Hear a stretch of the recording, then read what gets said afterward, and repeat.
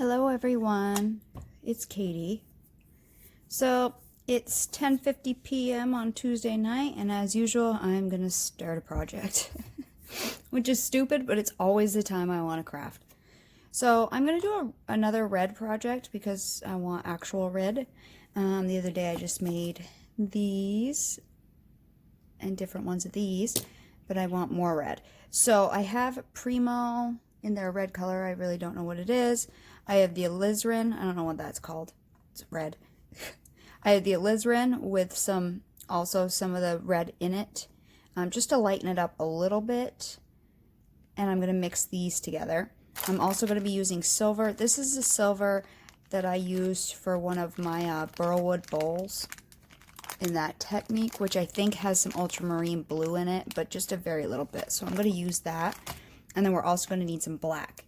So first thing, I'm going to mix this in so I just have a lighter dark red, if that makes sense. So a darker red, but I don't want the alizarin, it's too dark for me. And I'm not going to use a lot because I'm not quite sure. One, I don't have a lot of red. I only have like half. I had like a square like this and I only took half of it, so I only have a little left. So I'm not going to use a lot just in case I don't like this and I might modify it and do it again. So I'm going to mix this up, condition this. I'll get a little silver conditioned and a little black conditioned, and I'll be back. So I'm going to start with these two colors first. I actually may add in some pearl white, but when we get there, I'll show you. So this is my little ball of red. Again, not very big, maybe ½ an inch. I'm going to do the teardrop Skinner blend just because that's easier for me when it's late at night. You guys have seen me with my triangles late at night. So I'm just going to take my hand in like a chopping motion and make two little teardrops, kind of. And put fat end to skinny end. Kind of flatten them out a little bit because they won't fit in my pasta machine that wide. Or that thick, I should say. I'm going to flatten them a little bit with my roller. This one, because I mixed it, I had to do it. But this one's not really conditioned because it's going to condition when I do the Skinner blend. So always, the way I do it, always put my colors vertically away from me. I'm going to run it through my pasta machine once just to get it on the thickest setting. Okay, and then when you're doing a Skinner blend, you always, if you put your colors vertically away from you and fold up, and in this case, you're going to have light red on one side, dark red on the other side. You always want to put it in where all of your colors are touching the rollers, and it will usually be the fold. Okay, vertically away, fold up, one color on one side, the other color on the other side, put it in, two colors touching the rollers.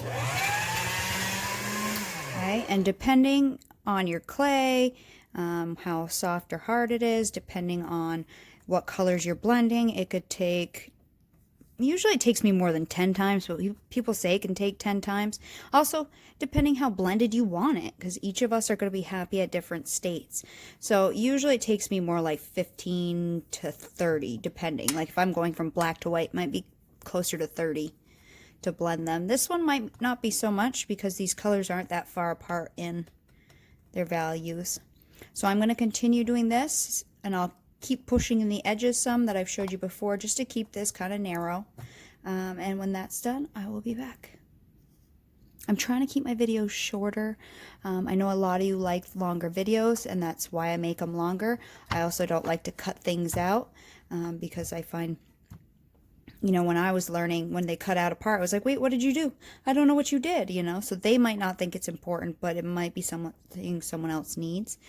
And also, you know, from watching tutorials when I was learning, some people just put in boom, boom, boom, boom, boom. Steps. Okay, that's great for learning. But I'm not your teacher.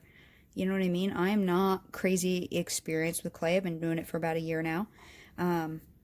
My goal is to craft with you. You know, I can't have you guys at in my basement at 10 o'clock. I really wish I could. Especially a lot of you have gotten to know on my Facebook page. But, you know, a lot of times we can't craft with people we'd like to craft with. And this is me imagining you guys are here in my basement. We're all just chilling. We all have a pasta machine. We all have some clay. And we're all making projects together. So that's how I treat my videos. Not that Yes, students, listen up. This is what we're going to do today. I'm not your teacher. Don't want to be your teacher. Nope. So anyways, I'm going to mix this guy up. My blend is not done yet, but the reason why I push on the sides, because I don't tend to work with a lot of clay because usually it's the first time I've done it. If I was making a big batch of something and I knew how it was going to turn out, I'd work with a lot more clay. But usually I'm only wearing these pendants, and I've sold a few to people I know, but I'm not doing it for mass production. So I just work with small amounts to make 1 or 2 pendants for myself. So when I'm dealing with small amounts of clay, if it gets wider this way, which it is now, I have less to fold. Look, I only have like less than a half an inch to fold up. So that's why when I'm doing this, I'll take it, and every few times I'll push in these sides to keep it narrower. It just gives me more to fold. So I'll just keep pushing in these sides. And other people have different ways of keeping their blend narrow. I mean, some people put magnets or blocks on their rollers, different things, but I can just do this easy enough. And when I'm not on camera, it's a lot faster. So I just fold, squish in, squish in. And when I was just off camera, I let it get wide like that. And that's what I usually do. I'll usually just run it through a bunch of times, let it get wide, bring it over 3 or 4 times, squish it up just to get it skinny again. And then I'll let it get wide again. So see how I'm already now I have about 1 inch to fold up. And for me, that's just easier to do that. So right now, I'll probably squish it this last time and then stop squishing it for a little bit, let it get wider again so I don't have to keep bringing it back to my little spot here and pushing the edges in. So you can narrow it very easy just by doing that. Okay, so now I have a nice blend here, or a blend I'm happy with. Obviously take it down to whatever you want. And again, I did let it get wide, which I'm fine with, or wide this way, not wide that way, but I could have it wider that way if I just kept the edges pinched in. But for this case, it does not really matter to me. So now I'm going to make a thinner, longer strip of this. I am going to cut it a little bit so it's a straight strip. Hang on, let me just wipe off my blade. So maybe I'll cut it somewhat in half. See, this part gets narrower, so I'm going to maybe do like that. And then I'm going to put it on top of each other. And we're going to make a long, thin strip. Now, how long and thin? That's going to depend on you. The thinner you make it, we're going to jelly roll this. The more gradual your gradient will be in your jelly roll. But also depending on the time of the year and how hot it is, you may not be able to get it down to your thinnest setting. A lot of times when I do this, the thinnest I go is a 7, just because otherwise it sticks, and then I have risk of sticking it to itself and not being able to get it apart. So usually my thinnest, no matter the time of the year, is about a 7. But I have times of the year this summer when because it was my first summer claying, because I started maybe August or September of last year I started using clay. And I went through the winter and I didn't realize in the summer how soft clay gets. And this summer I was like really shocked. And I could only get it down to like a 4 sometimes, some days. I'm just stretching this out a little bit because it was a double thickness of my 0. So I'm going to take this down like this now. So we're making a long strip, so from dark to light. I usually do the darkest color in my pasta machine going through my rollers first. That way if any pasta sludge sticks to my, some people call it pasta poop. I think that's ridiculous. Pasta sludge sticks to my clay. I want it to stick to the dark and not the light. And I'm going to take it down 2 steps at a time. Works for my machine. But again, you're going to have to figure out your machine. It's like 59 degrees in my basement right now, degrees Fahrenheit. So it's pretty chilly down here. So I can probably get it all the way to a 7. So I'm going to do that. And I also can say one thing that makes a difference on how long I can get this or how thin is how much clay I'm using. If it's like 6 feet long, I have a hard time stretching that out across my room. I mean, my desk isn't even that long. So, you know, right now, this thing's probably a little over 2 feet. That's easy to manipulate. But if you have a lot of clay and you're trying to get it thin, it can be very difficult sometimes to get it. So now we're going to do not a jelly roll, but a blended roll. Sorry, I misspoke. Because a jelly roll, you would have backed this with something else, and you would have gotten like a cake, like a jelly roll cake. So now I need to decide what color do I want to put. I think I'm going to do the light on the inside. And again, that may be something I change or play with.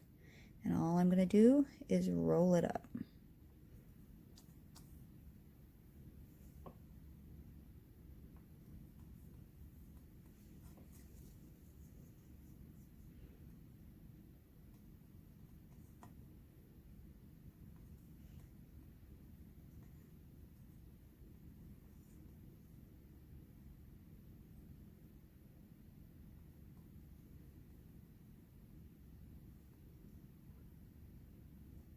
Just like that. Okay, so we have the red on the inside and the dark on the outside, and it's okay if we have some weird areas. I'm going to reduce this a little bit to get the air out, so starting in the middle, and that way we're pushing the air from the center out the edges of these folds. Okay, if you pinch all these folds and close them tight, seal them off, the air will be trapped. So that's why when you start reducing, you generally start in the middle of anything. Even when you're doing a square, you generally start in the middle and work to the edges. So using our 2 fingers or middle or whatever, start pushing in the middle. Now, this kind of cane isn't that detailed in the center, so it doesn't really matter. But if you're doing a flower, you want to put even pressure all the way around, or something more complex. Just do light taps. You know, if you go in one time and really jam in a portion of this, and that's a tip of a flower petal, you're going to distort that. So try to do even pressure every time you tap. Okay, and then once you get like this hourglass figure, like a waist here, you're going to start back in the middle and work up to the end. And that way we're pushing the air out, hopefully pushing the air out the end, all the way up to the end. Okay, and then flip it and do the same thing to the other end. Okay, and you can flatten off these ends if you want to make this a little bit fatter. You can bring it down that way, which I'm gonna just by flattening it and do a quick roll. Just making a little, because I'm gonna wrap this in a second, so it's just easier when it's shorter and fatter rather than longer and skinnier for me.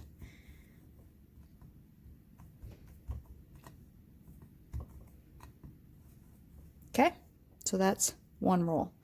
Now the next one, I'm going to do the silver, and I just thought I was going to do plain silver, like a plain roll of silver, but I actually think I'm going to do silver and the white pearl. I think that would be a pretty Skinner blend, so I think I'm going to do that. So take that.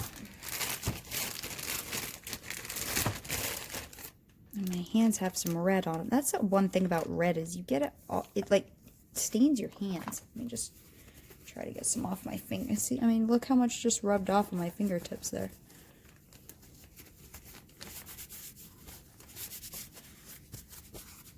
Okay, and then let me see how much I have of it each.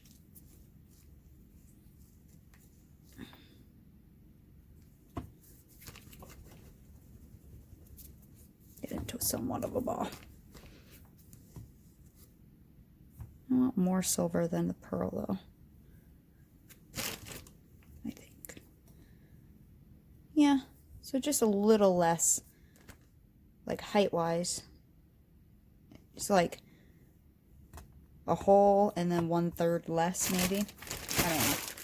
I don't really go with measurements. I just go for it. And I'm going to do the same thing with this. Just trying to get it to come together a little bit. Yes, I'm a smoker and I am smoking, sorry. We're going to do the teardrop with this as well. Oh, look, I had red on my palm. Tinted it.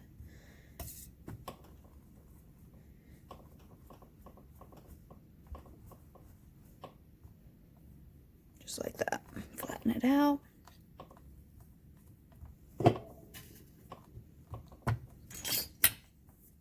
Roll it out. And I'm going to do the same exact thing I did with the other one. So I'll Skinner blend it.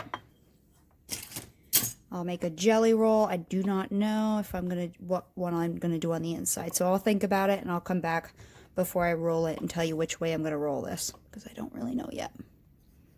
Okay, so I decided to go with the silver on the inside and the pearl on the outside. And I rolled that. And now what I have here is, this is Primo I'm using. It's a sheet rolled out on setting 4. I already wrapped this one in it. And now I'm going to wrap this guy. So I'm just going to lay him on there. Cut him roughly to size. You can trim off any excess later. It doesn't have to be perfect. And wrap this around.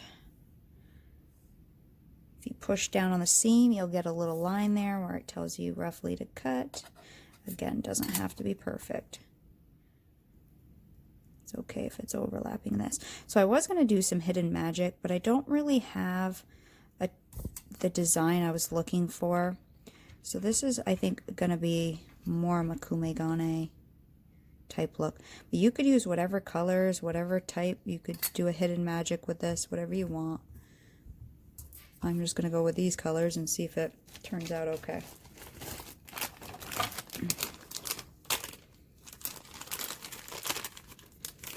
Okay, so these are my 2 little rolls here. Now, ideally I would have liked a 3rd color, but I don't think I'm going to put a 3rd color in.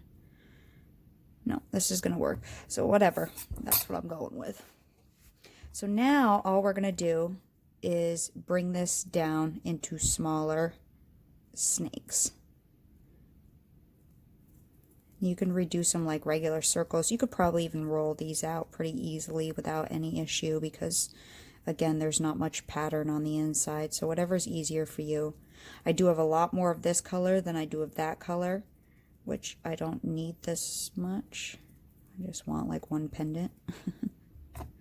But that's okay.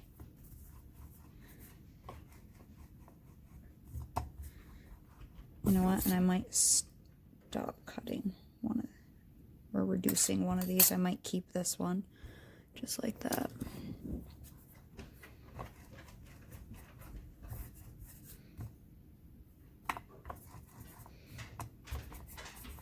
I see I have a little air bubble right there. So just slice it open, push the air out. My ring gets in my way.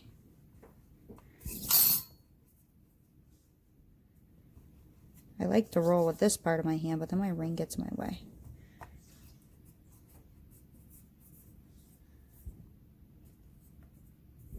It's okay if parts get thinner, parts get thicker. It really won't matter very much. Just kind of get it rolled out into a long, skinny snake. It's probably good. This one I'll start off by reducing it like a round cane, because it'll be easier.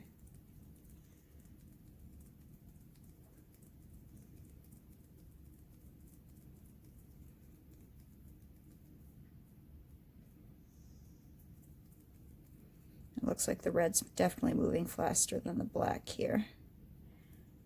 Drag the black up a little bit.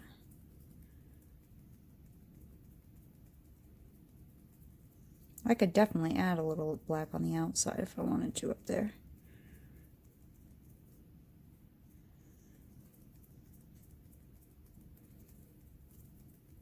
This is stiff now that I haven't been using it only for like 5 minutes. It's a lot stiffer than that other one was. And once it gets a little longer, you can roll it.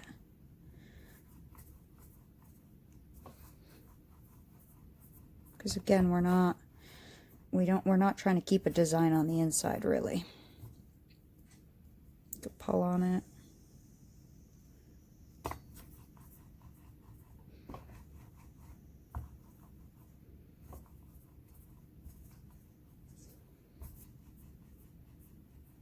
not really good at rolling evenly, I've found, unless I'm using an acrylic block.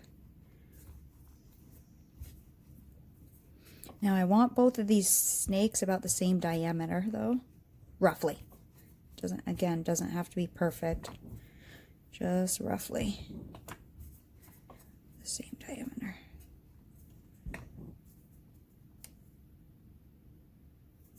Okay.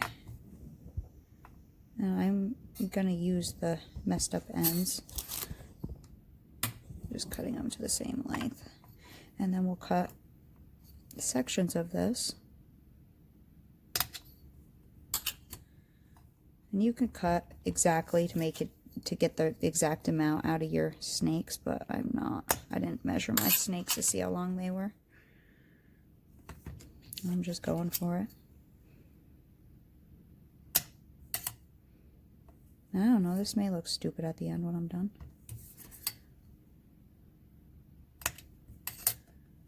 Oh, look at that. Look how good I was. Awesome. Okay, now we're just going to be doing like a sheet.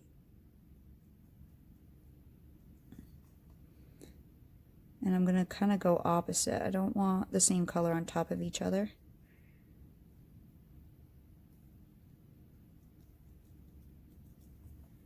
I don't have enough. So what I'm going to do is cut this in half and stack this.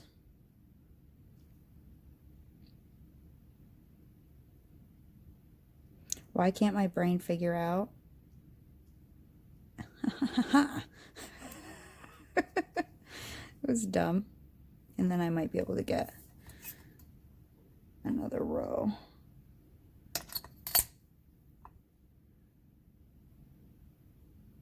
That row's a little short, but that's okay. On here, there.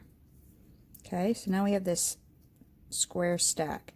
Now we need to reduce this into a flatter sheet, quite a flat sheet.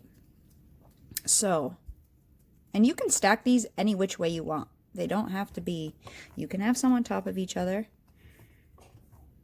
but I'm going to bring this down into a fairly flat sheet. We're just going to be squishing it down. And it honestly didn't matter if you squished it that way or that way. It was a square, so just squish it.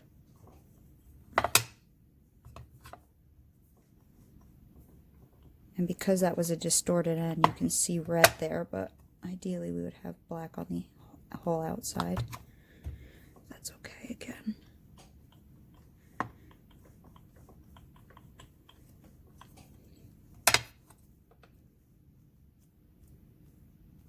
Okay, and then I'm going to roll this through my thickest setting of my epoxy machine.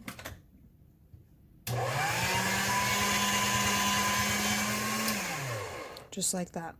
And I think what I'm going to do is get some black, because I do think I want to add a little more black on this, because I want to push some black down in.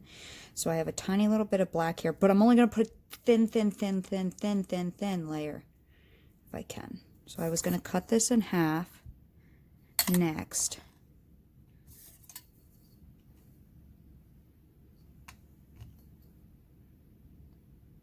Roughly in half, and I'm going to coat one of them in black. So let me,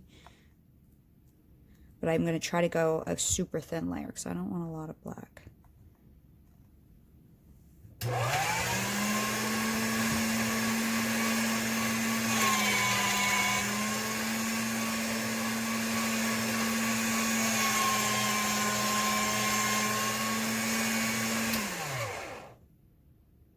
I folded it. It's on an 8.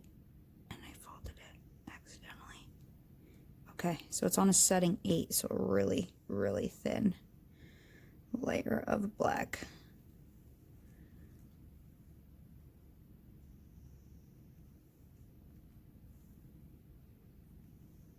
See, this is why I generally only go down to a 7, even if I could go thinner, because I just don't like messing with it this thin. I just don't enjoy it. It's too dainty. It's dainty.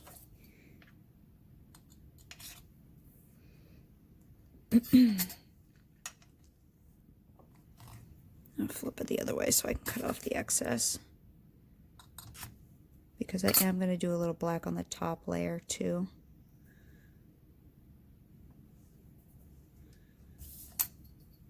So I'm going to do one in between the two stacks and then one on the top layer. Okay, and then we'll stack this guy on that guy. So we have 2 layers and then a layer of black on the top and in the middle. And now if yours didn't become transparent like this, so a setting 4, I probably should have done my wrapping around my blended rolls a little thicker so it didn't get so thin. But if yours looks almost completely black, that's fine. You don't have to add any black to it. I'm just adding it because I don't have enough black, and when I'm going to either push a texture stamp or anything into this, I want the black to kind of go down through the layers. And I don't have enough black to do that, so I also need some more black because that's not enough. I don't need a lot more, just a little bit more.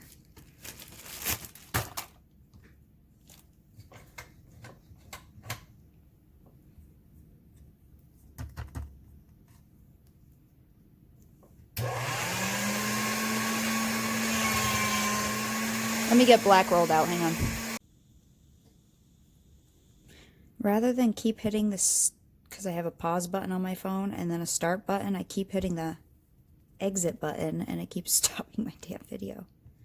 Which means then I have to splice more parts of videos together, and that's where I run out of storage on my phone, even with an external hard drive. I trap some air in between the layers, so I'm trying to slice any air out. Okay. Let me cut off any of my good black so I can save it.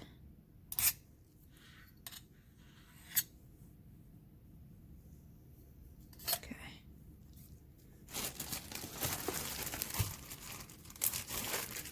Okay, so now we have this, okay? And yeah, I'm going to probably leave this sheet about this size. Just 2 layers. And I'm going to try to scrunch it up just a little bit so it's a little bit thicker. You can do it now or you can do it later, but I'm going to do it now a little bit.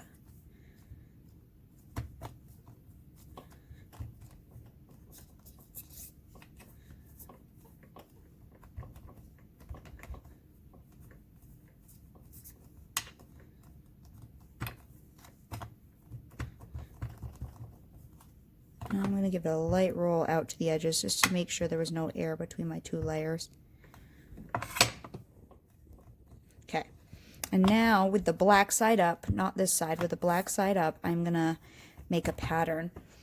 In it with cutters, you could lay a texture stamp on this right now and do like the hidden magic, but I don't really have a design that I want in a texture stamp or a roller, so I'm gonna make one. I'm gonna do circles, I think. And these are my Kemper cutters.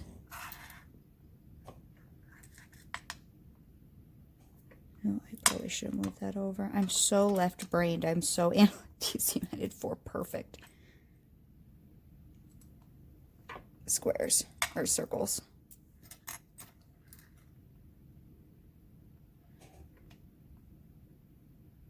And so all this is doing is just pushing down into the layers.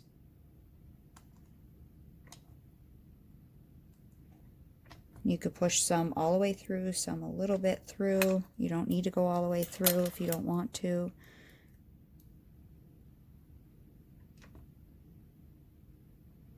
And that will give you different depths to it.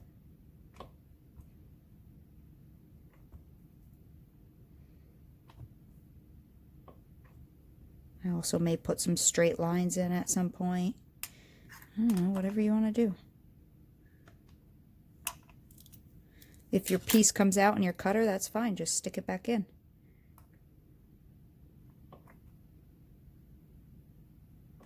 Stick it back where it belongs. See, just like that.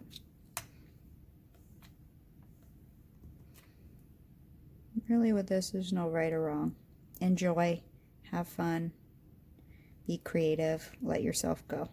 Because you may come out with something really cool that you didn't even think was going to happen. Or you may come out with something horrible that you're like, that's crazy. And then mix it all up. You'll get a dark red.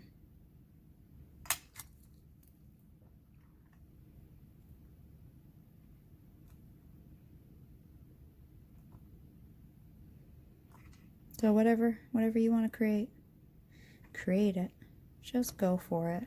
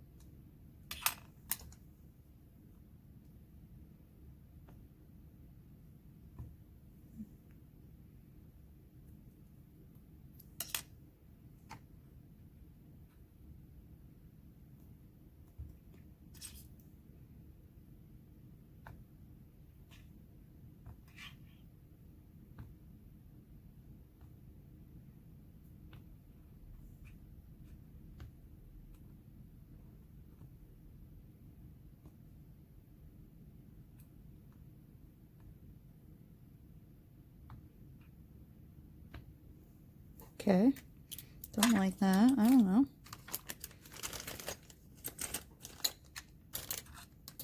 I may also take something. This is like a ruler. And I may also put some straight lines in here.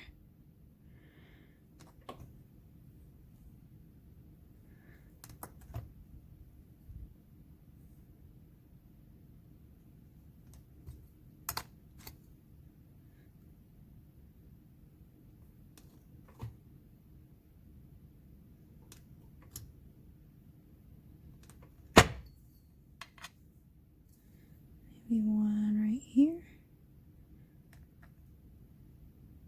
And you could just take your blade and wrap some cardstock around it. You could use the back of an old credit card. I'm just using this metal ruler. Anything kind of thicker. Oh, I have a piece of glitter. Kind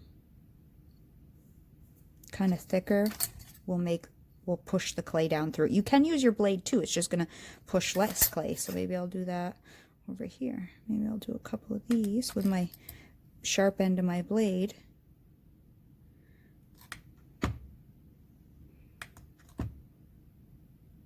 I'll do 4 because I think I've been doing 3. And maybe I'll put one with the thicker here, one with the thicker there. Okay. And then we'll kind of push it back together so it stays, so it doesn't all fall apart on you. I don't know. I knew I wanted to do something with more circles because I really like circles and polka dots and stuff. Not really polka dots, but I like circles.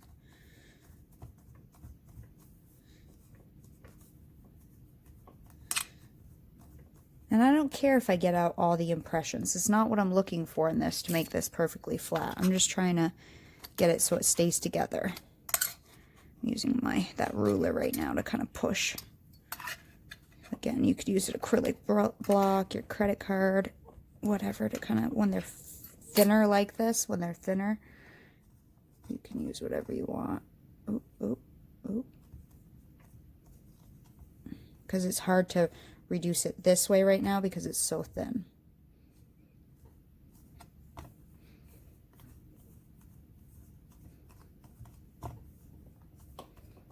I don't want to get this into a small block. I want to kind of leave it the way it is because I don't want to make I don't want to change the design. Okay, and then I'm going to roll it a little bit. Something on my roller. Oh, probably blue clay from my ornament I just made. And then we're just going to shave, almost like you would, like like if you were doing a mica shift. Is this my good blade or is this my bad? It feels dull. This is my bad blade. Where the heck? Oh, it fell out of my container. It's my nicer blade. Hang on, I gotta move my cutters and stuff out of the way. And I'm just going to shave layers off of this. And depending where you go with your layers is going to depend what color you're into. Nice. I like that one.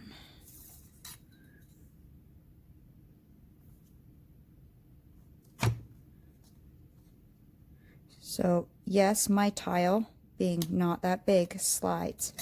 Yes, I know I can put a wet washcloth underneath, just like you do with a cutting board. I have a non-skid mat. I've also used my silicone mat. I've used all kinds of things under this, and it still slides because it's on glass. And the reason why I'm using this matte tile is so you don't get a lot of light reflection. The reason why I'm not using a wet washcloth is because I have to constantly keep a wet washcloth wet. That would work the best, but I'm not going to do that. I'm just going to deal with it sliding. Everybody makes a comment every time it slides. Someone has to make a comment that I could do something. And I know I could do something, but I'm not going to. I'm going to try to get a whole sheet, if I can. A whole layer.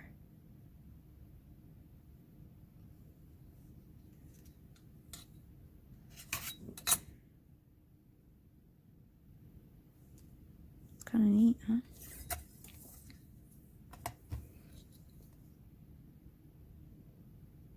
So you can make a veneer out of this.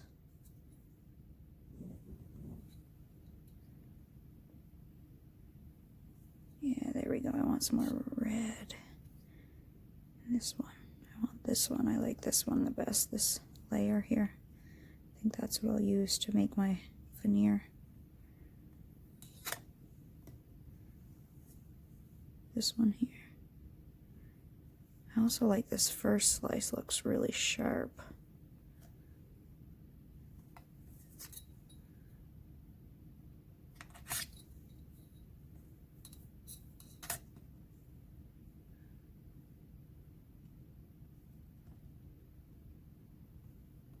Or maybe I'll,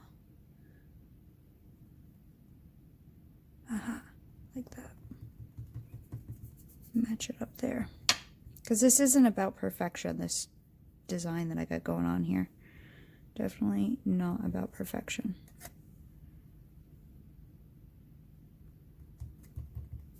So I got a couple of decent sheets here.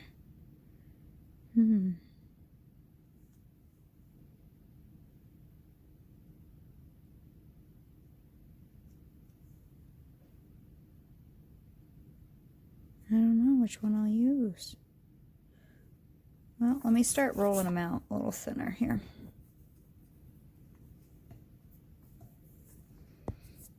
And stretching it out, because I do want to stretch it out a little bit.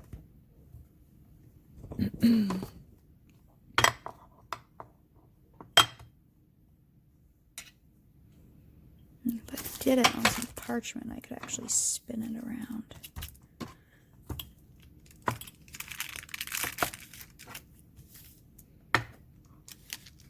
Oh, this is that one I just merged together, isn't it?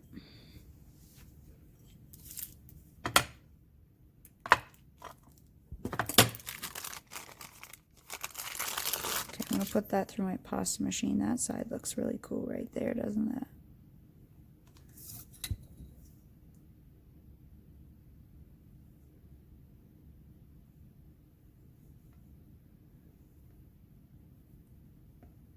Because there's still design under this black. If I take just a thin layer of this black off. Nice. I think it looks nice. I might have used a little less silver and more of the red. But again, depending on what depth you get into is going to depend. So I probably either could have made another blended roll with a couple different reds. You know what would look cool is, so you know, mainly I would probably say do 3 jelly rolls or 3 blended rolls. You might get a better colorage. But, you know, look, the Primo Accents red glitter might be a cool one for this. A cool look in this. I could have done another one with that, with just a different red. I don't have a lot of reds. That's my problem. I don't usually use a lot of reds. Okay, so I'm going to put this through my pasta machine just to kind of make it even.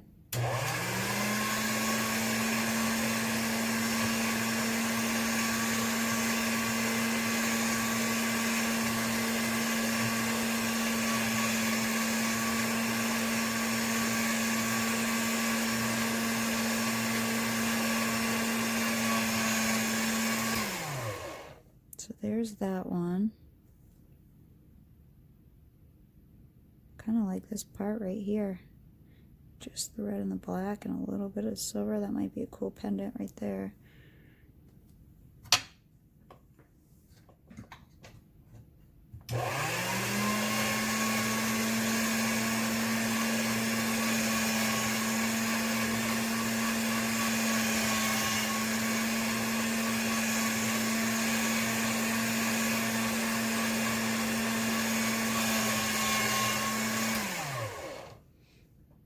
That part looks really neat. Also that part. Like right there.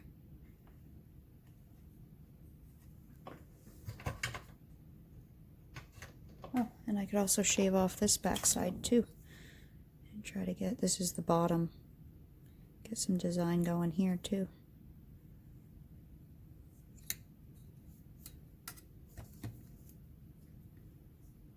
This is the part that was laying on the tile when we pushed the cutters through.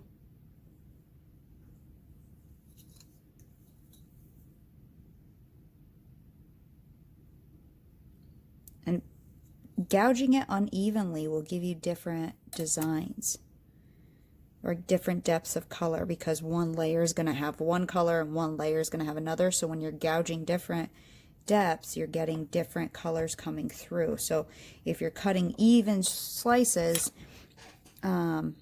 because we stack the canes opposite colors, you'll get, you know, more of that striped effect. But if you start gouging into it, you'll get some red, some lighter red, some darker red, some silver and spots. See, like right there, one layer was silver, but I went deeper there and that made it show up red because there was red below it. And you can just patch pieces together and make a veneer. It doesn't, that's what's nice about mokume gane, is it doesn't have to be exact. I mean, I wanted the circles, which is why I did the circles. That's why I tried to get a whole sheet, but you do not need to. This one has a nice amount of red, which is what I was looking for.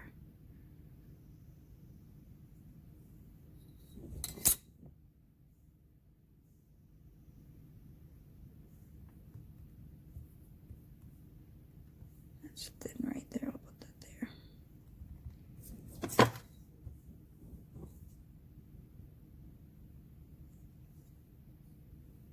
The deeper I go into this, the more defined of circles I'm going to have, because we were cutting through the other way. Nice, I got some light red there.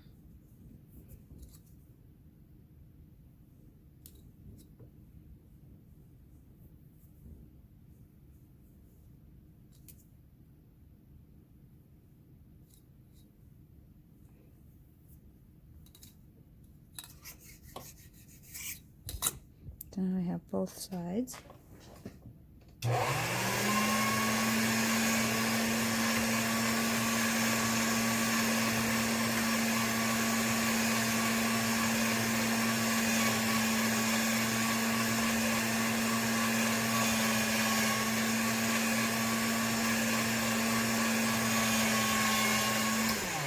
So I'm just taking it down through my pasta machine one step at a time till it's all one even layer.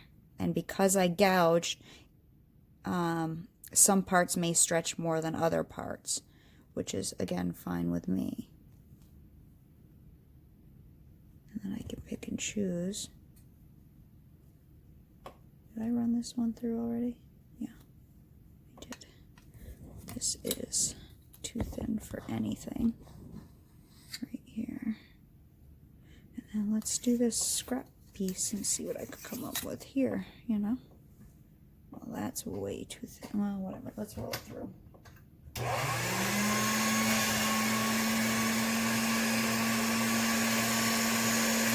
I have a hole right there, so I need to put something in that hole.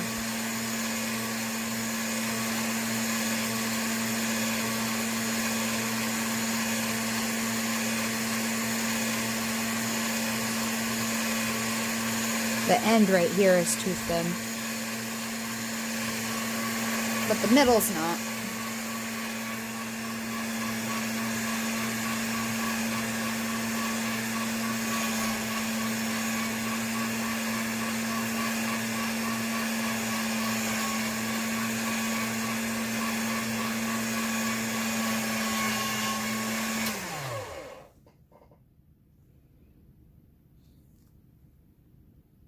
Maybe I'll get one viable piece out of here if I need it, which actually looks really cool right there. Right there. This stuff over here is just too thin because I wasn't intending on really using them. And once I mix this, I'll have like a dark red, silver, black, just like a dark silvery maroon because it's going to have that mica in it. But now I have parts that I could use. I mean, I didn't need this much. I just want like one pendant with this colorage. You know, I don't need this much, so I'll probably make 2 or 3 just because why not while I have it. But I really like this one here. So I'm gonna, well, it's 12:02. I gotta go to bed because I gotta work in the morning. Gotta be up at 6 a.m. So I'll just leave these set aside until tomorrow, and then I'll decide what the heck I'm going to do with them and what parts I like more. Like that looks really awesome right there to me. But also this black part does too. And then I'll kind of like that lineage part too.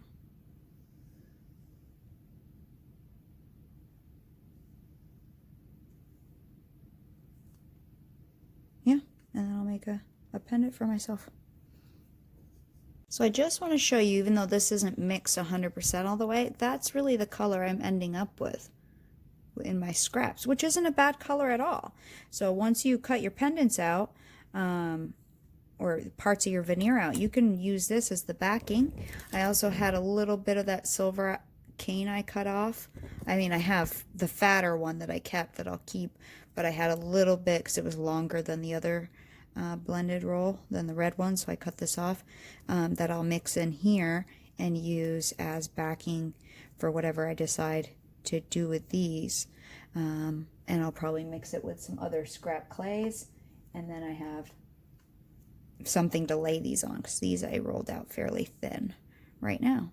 So I'll get some scrap clay together, mix it all up, and that's what I'll use to back my pendants. Okay, so I have the scrap from this, and I had added some like brown and whatever scraps I had into it, so I have this color here. This is rolled out on a setting 3 because I may make these double-sided, so, or add a black backing on them, but I haven't decided yet. So now I'm just trying to figure out what parts of this I want to use. I thought this would probably look cool with one of my skinny cutters, but I also haven't used my football shape cutter in a while. So now I just need to pick the part I like the best and choose that part. Like,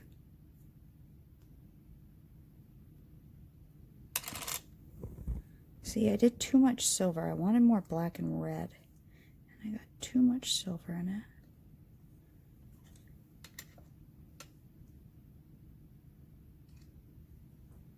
Kind of like that part right there.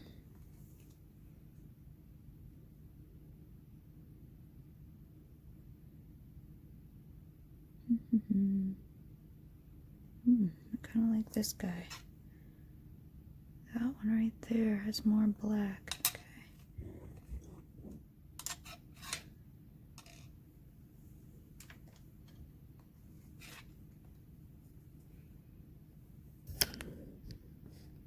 Try to get it not to glare so much for you.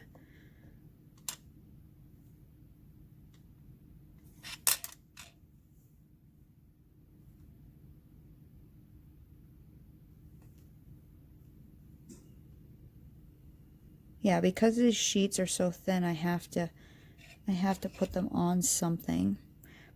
I think I'm gonna do right there some. So let me see. First, let me just cut off the part I'm not going to use, and I can use this for scrap. And it's a nice color. You know, I could do this again using that as a dark red mixed with red, and then the same red color I did to get a little variation. Okay, so I'm going to lay this on my scrap. Try not to get any air in between the two layers.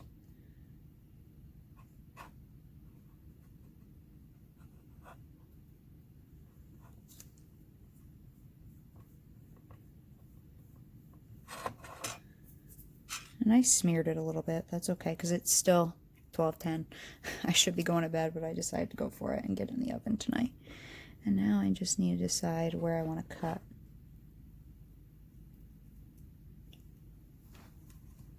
Do I want some of these straight lines in here too, or do I want to leave them out and do that little circle in there?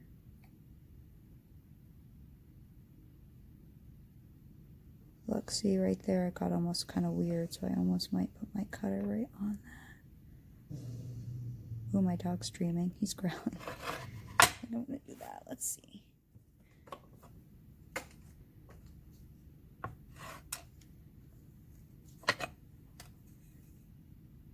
Nice. I'll probably hang it from that end. Okay. I think I have enough of this rolled out. Do more there.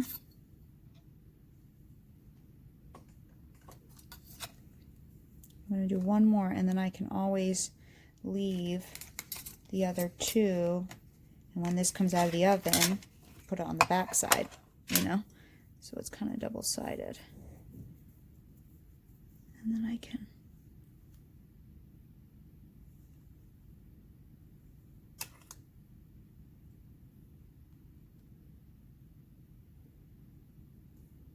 really kind of like this spot for some weird reason.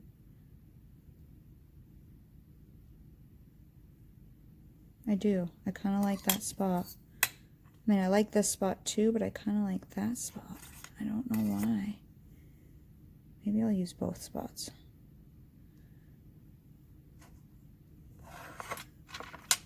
Just my weird geometric, like I kind of like them both. Kind of like that one. And I kind of like this silvery one. So I may do the front side with one and the back side with the other. Because even if I try to replicate this, I probably won't ever get it the same exact thing. Let me see if I can shave just a hair of this black off, which is going to be hard with this guy sliding.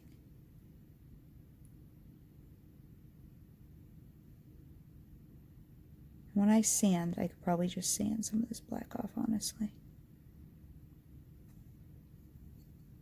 Yeah, I probably totally could just sand some off. I don't want to gouge too deep, because I rolled it out to be an even layer, but my resin would fill it in, I guess, if I had a divot.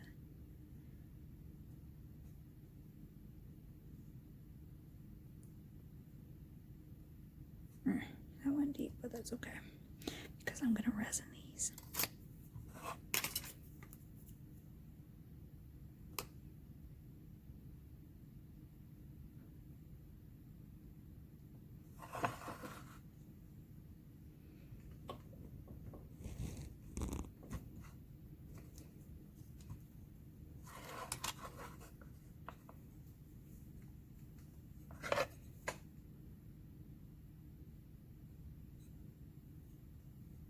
Yeah, and then I think on the back, I'll do this guy on the back of this one. And then this one, I'll probably do this area up here. And then I could totally get a whole nother front and back from this one. So I should just make a third one. So let me roll out a little more scrap so I have some more scrap to lay it on, and then we'll do another shape. You know, and stretch it way out with your scraps. Like, look how cool. I like when they get stretched and distorted. You know, when I made these pendants here, I loved the ones that got stretched out. I really did, and that's why I made a bunch that look stretched out, and I'm wearing them. So see what happens when you stretch things out. I was using glitter the other day, and it's like getting in everything, but that's okay. Now, when I was mixing that up, I realized I actually kind of liked this color as like a dark burgundy. It's like a plum. So I'm going to keep that. So I grabbed a mud scrap. It's actually from that pendant I just showed you from this one. From this one, that's my scrap from that. See, yeah, see? Here's the one where it got stretched out. I have a couple of them that I'm wearing, and I really, really like it. So with this one, I'm going to use a round cutter that I got from Metal Clay Studio on Etsy.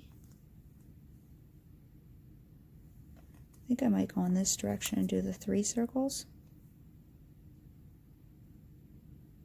Like that. Because I can totally get 2 out of this. That will be for the back.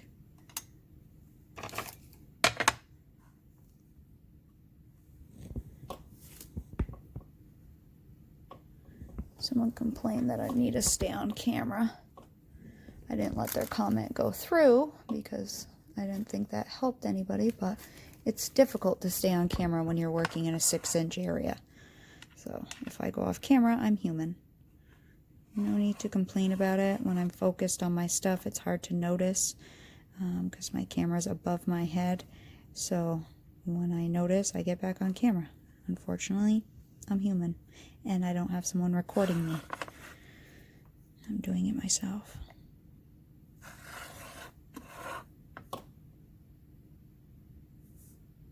So I hear your complaints. Doesn't mean I'm going to let everybody see them, but I hear them because all your comments are reviewed. FYI. So if I get anything that's nasty or not helpful for anybody else, then I delete it. But anything that's a comment or helpful for other people, I let go through.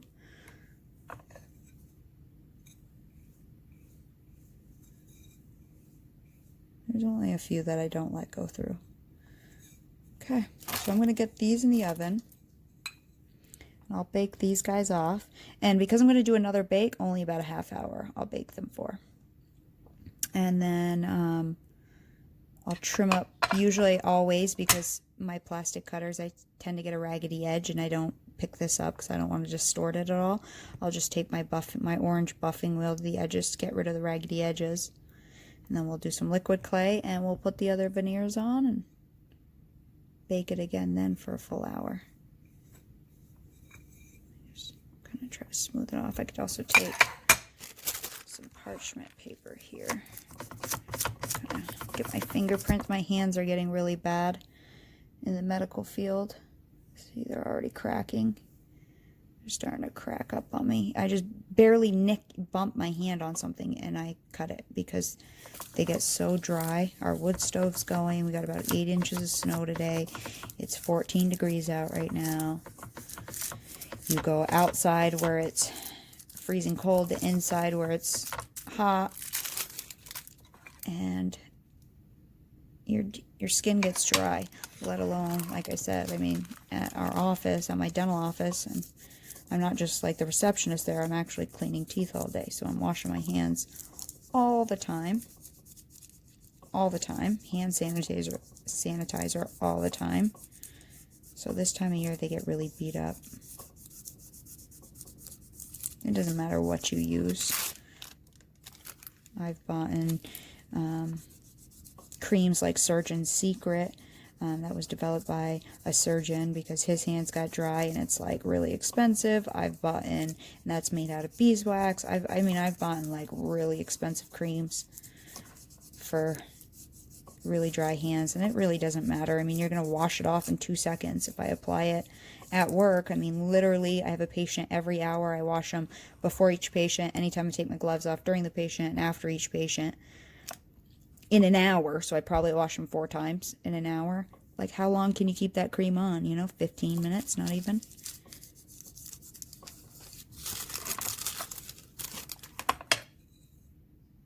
I think these are cool.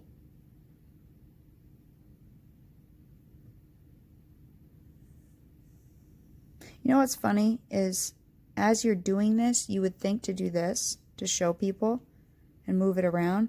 But when I watch videos and people do that, I'm like, hold it still so I can see it. So I'm holding it still right now. There are those two. And here's this one. So I'm done for tonight. I'm going to get them in the oven, in my little countertop convection oven, and go to bed. And they'll be baking while I'm sleeping because it has a timer that shuts off when it's done. So my bedroom's not far from it, so I'll hear it ding in a little bit. So $2.75 for about 30 minutes or whatever. And I'll put a piece of paper over the top just like that in the oven. Piece of non-wax something, parchment, printing paper, construction, whatever you want, just so it doesn't burn. I don't tend to use tin foil unless I'm actually like need to tent it so it stays away from it, so it doesn't touch it at all. But these are flat. So something happened last night that I discovered this morning, and I will show you in a minute what happened. But I'm going to modify my colors, and you'll see why in a second. So I'm going to do the same thing, the red and the alizarin with a little red in it. And then I'm going to do one with a small amount of orange and red. And then I still have the gray. As I was reducing it, I cut this chunk off. So I'll use still a little bit of this gray and pearl one, but I'll, when we roll it out smaller, I'll have it a smaller width than these two jelly rolls. So this one will be a skinnier jelly roll. When we rolled them out really long and then cut them, this one I'll have skinnier than these two, so I have less gray. I don't want as much gray as I did before. So I'm going to skinner blend these two, and then I'll skinner blend these two. And I already have this one, so I will be back when that's done, and I will show you what this color set looks like when I get it all done. I'll cut some circles into it and do everything we did, and I'll cut out some pendants, and then I'll show you what they look like when they're done, and that way you can decide if you do the colors like we did yesterday, if you want to go with the red route, the red and silver and black, or if you want to do these. This will be just a variation on the red, silver, and black, just modifying the amounts of my colors and stuff. And then I'll show you what happened. Okay, so let me show you my new jelly rolls. So this is the orange. Orange is on the center. And this one's still very similar to the other one we did, okay? Instead of wrapping the black, I had it on setting 4 yesterday. I left it on setting 2. So I'll use these two plus this one. Now, the reason why I'm redoing this is, as you remember yesterday, or earlier in this video, I should say, I chose my favorite parts out of the veneers, and so these are the parts I don't like as much, right? And I baked those. Well, I cleaned my toaster oven yesterday. Like, I cleaned my house and I washed the front off and I wiped everything down, and I must have bumped the dial, because after a half hour I ended up with this. So I put it in for a half hour, and I woke up this morning and I checked on it. I had bumped the dial to 400. So I have coal. Sometimes you just gotta laugh at yourself. So that's why I'm remaking these, because I have pieces of coal here. That's what it reminds me of. So anyways, I'm gonna remake these.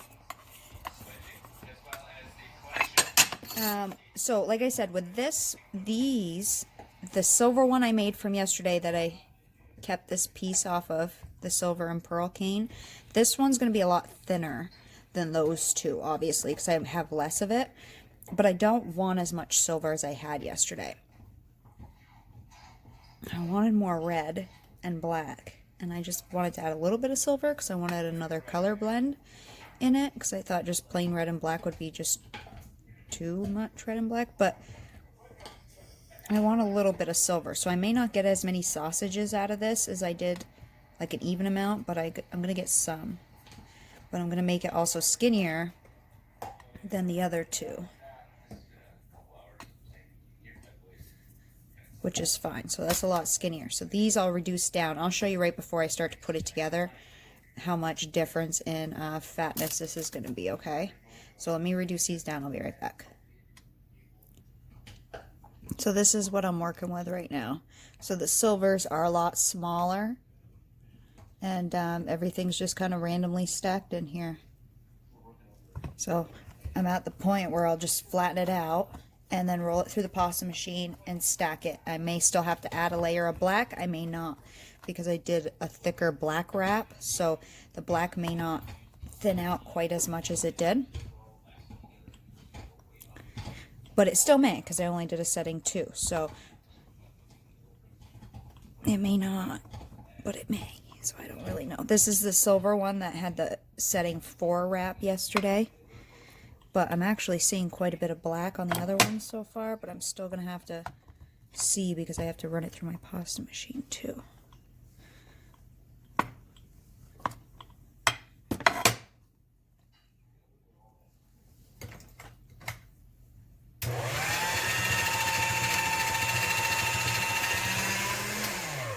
So I think that's enough black. It's still slightly see-through, especially where the silver is, but it's less see-through than it was yesterday. So I'm not going to add a layer of black. I think that's plenty of black. So let's cut this in half. And I'm going to do the same exact thing I did yesterday with the... See, I almost kind of want to either just do the circles or just do the lines. You know what I mean? Like, what if I cut this in half and do circles on one? Like that. See, that's the stacked layering we got in it. And I mean, you could roll it through your pasta machine multiple times and then stack it again to get these thinner layers. You know, you could add more layers or whatever you want to do here. But I think I'm going to do one with the lines, and I'm going to do one with the circles. Now this is the end, so it's not so perfect, but I think I can get enough to at least make a pendant out of it.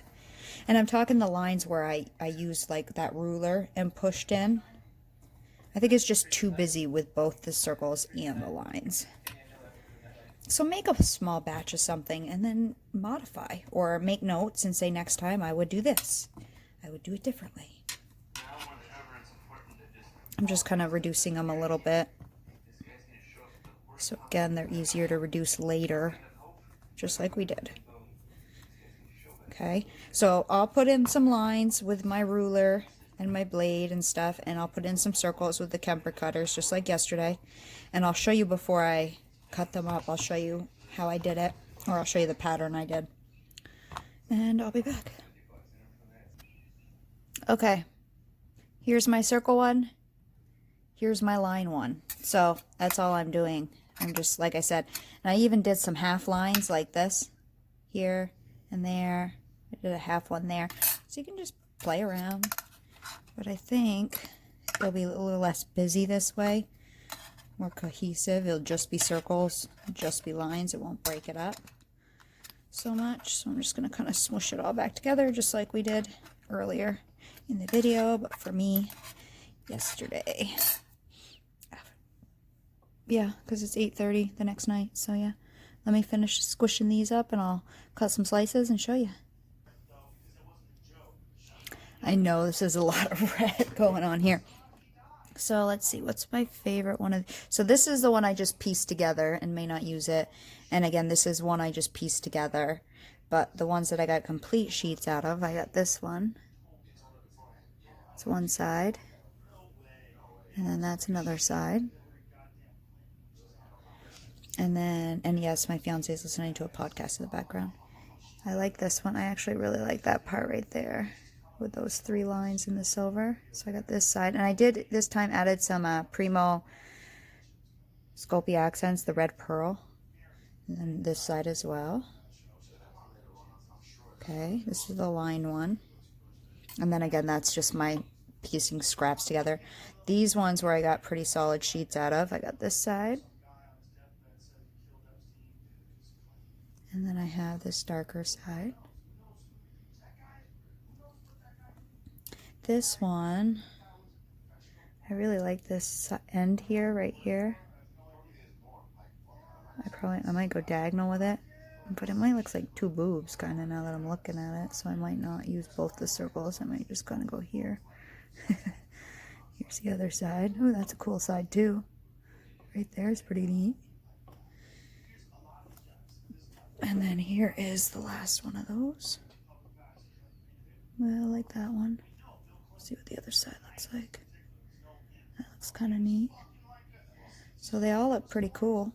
So I'll get these pieced together and make 3 pendants out of them, or more potentially, because I still have these backings that I was going to use from yesterday. So you can see how much less silver I have in them.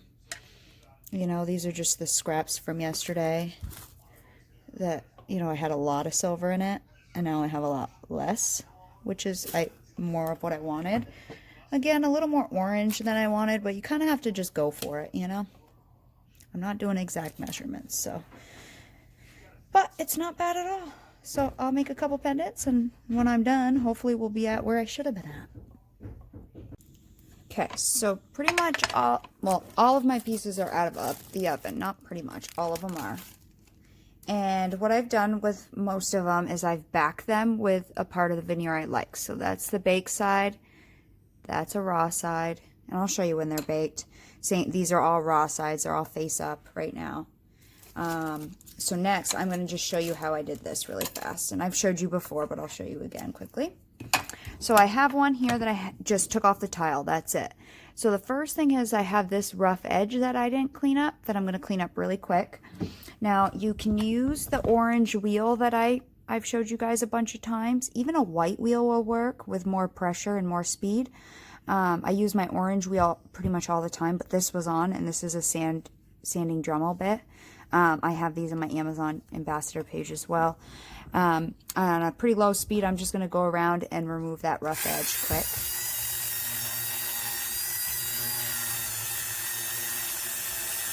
Just a little bit. It doesn't need to be perfect right now. I'm sorry. I'm going to move you above my lap. And yes, I got my PJs on because it's 10:52 p.m.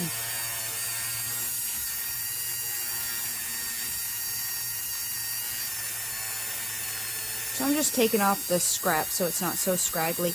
But again, my orange wheel at a little higher speed will do the same exact thing and a little more pressure.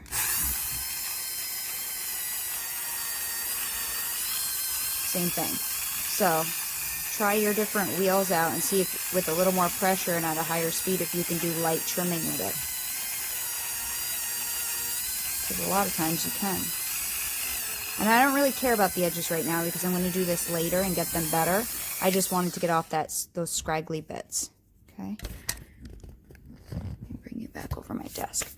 Now, I have these little 2 parts left of the veneers, but this is a circle one. So on the circle ones, I did the circles, and on the lined ones, I did the lines. So I may try to make a Natasha bead out of that, or a lentil bead, and see what we come up with.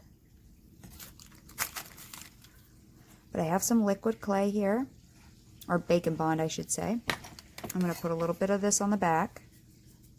And that way these will be fully double-sided. You could just back it with some black, but I have all of this, so I might as well use it, right? Rather than waste black. And then what I tend to do, I kind of like both sides. I like that circle there, but I like this brighter. So I'm going to cut it out.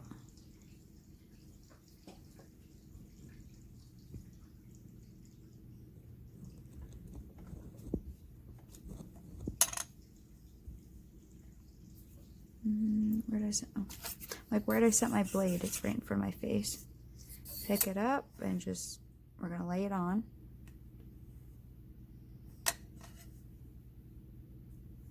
Slide it into place. Now it's going to be, you know, the sizes aren't perfect. See, it's a little bigger. So then I'll take my blade, because my cutter doesn't usually go on super well, I'll just take my blade, trim off the excess, and again, later I can trim off more.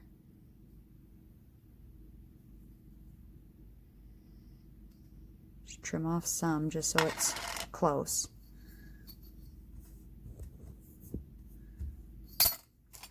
Take a piece of parchment or something, and I have clay on both sides of this. This is an old piece of parchment. Just kind of smooth from the center out, just to try to get out any air bubbles, but I didn't feel any in between that.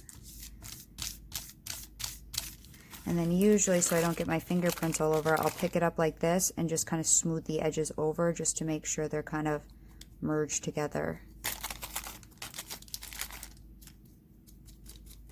And if a little part's pulling away, that's okay. Just pull the clay. Just, you can stretch the clay out a little bit.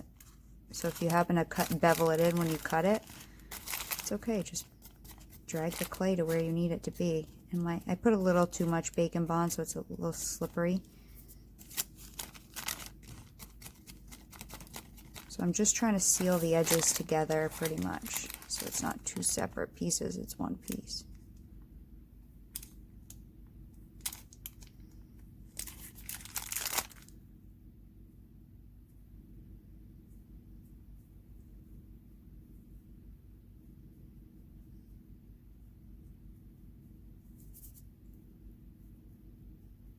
Now, I'm not going to smear these edges with any black or anything. I'm fine with these edges looking like this.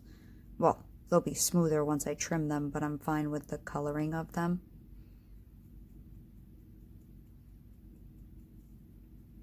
I'm okay with it showing dark silver and red and black on the edges, because you're mainly looking at the front and the back.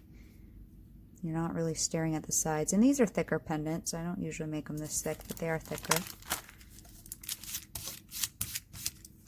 Smooth that off again, get my fingerprints off, because my hands are really rough this time of year in November, mid-November. And there's our back and our front, but either way I might actually use that as a front, so whatever you want. So then I'm just baking the raw side up and putting the bake side down on some non-wax parchment, and I'll bake these guys for a full hour for the final bake. Now, I was thinking I might try with some of this last little piece of decent looking veneer. You know what you could do? Just take some of your scraps. Always do this when you have a leftover veneer before you get rid of it, because you can mix it up and just make a junk color, and that will be that dark maroon color I showed you. But you can also try to make a lentil bead out of it and see if you get something you like, and if you don't, you didn't lose anything. So I'm just going to wrap this leftover veneer around it. I might rip it off so I can get some of this bright orange over here a little bit, maybe.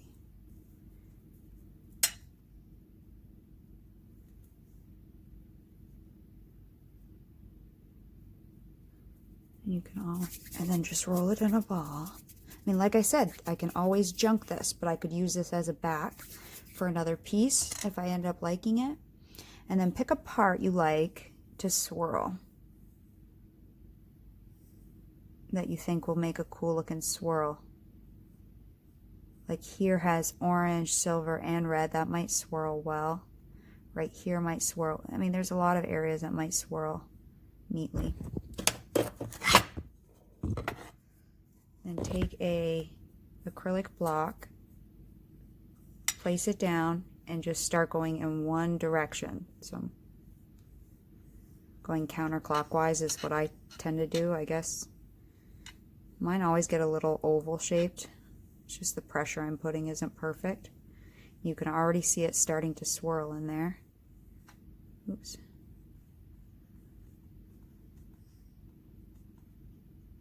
A bigger circle will make it pointier. A littler circle will make it flatter. See, mine always gets old, always. That's okay because it's still swirling, and it will move around on your table. So you can swirl as much as you want. Someone the other day said they were working with Cernit and she got great Natasha beads, and she said she has a hard time, someone on my Facebook page, she has a hard time getting at, I keep saying Natasha beads, she has a hard time getting lentil beads, and she said the really sticky clay actually worked out really well for her.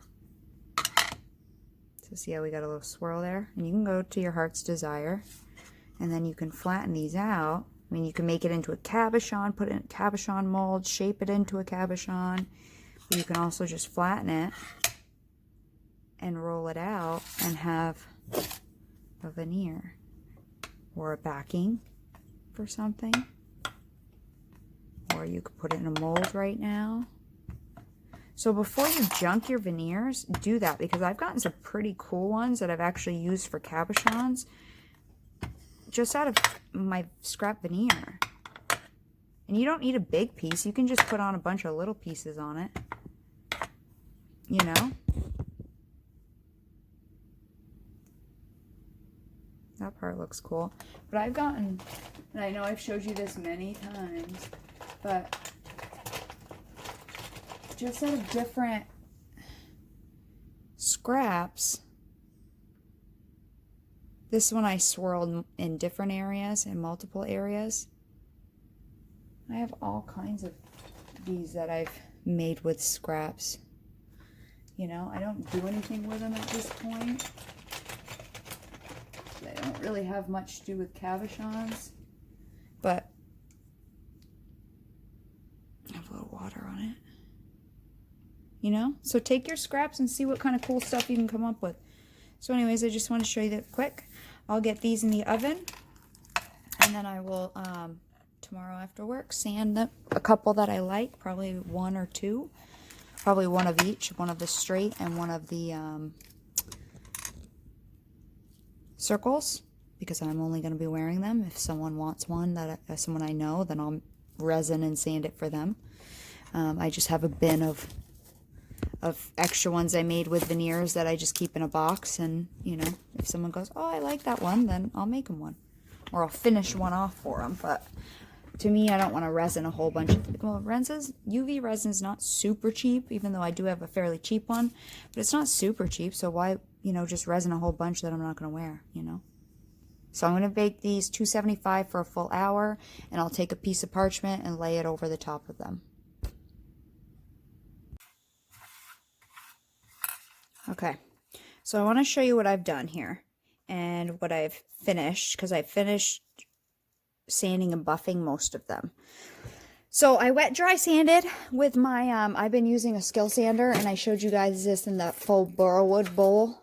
I showed you my skill sander. It actually works really well for these flat pendants, but you can do it with regular sandpaper. That's what I did for a long time. But that skill sander, though it's slightly heavy, I don't have to do this to sand, you know. I just kind of it's really handy. And I could put water on it when it's flat. On the bowl, because the water didn't stay on the bowl, I couldn't really wet dry sand or wet sand. But with the pendant, I could just put some water on it and just, I put this on my Amazon with the buffing things. But you just stick the Velcro pad on, and I put the different pads because they only came up to 400 grit, and you just Velcro it on, and literally I just drag it over my pendant. So, but all I sanded was, I didn't sand to a super high shine, just some. So I did 400, 600, 800, up to 1,000. That's it. That's all I've done for these. And then I buffed a couple of them. So actually I've buffed all of these. So here are some of my pendants. So here's that one. And you can see the pearl in it. Here's this side. This will probably be the back side. But it really just depends on what side you like. Here's this one. So I've sanded these and buffed these ones. Here's this side. Dog here. There's this one. I really like this one. I like these dots here. And this side's pretty plain, but it's still a side. So this will probably be the back, and I'll probably do this the front. This is actually one of my favorite ones. And you could make a necklace where you put a jump ring on either side and then put it on a chain. There's this one here. Oh, sorry. Jackson! And then this side, I like this side. Jackson! And then there's this one. And then this side. And then there's this last one. And there's some gouges in there. That's okay, because once I resin that will fill in. You won't notice it. Because I did gouge to get different depths of orange and red and silver. And then there's this side. And this side I've only buffed like right here. Okay, yes, there's some divots, but those will get filled in with resin. So I'm not, and I could have sanded more. I could have gone higher up in my sanding. Actually, I should have done more at the 400 if I wanted to fully get rid of that at my lower grit and then gone up higher. But I know I'm going to resin, and I know those won't, because when it's not in the light, you can't see it. And I know once I resin, those little dips will fill in with resin. Okay, so I sand with my Dremel. I have a Dremel 4000. Again, I've showed you guys this a million times in my pendant tutorials. This one's a refurbished one I've had for about 3 years, and it was just sounding funny.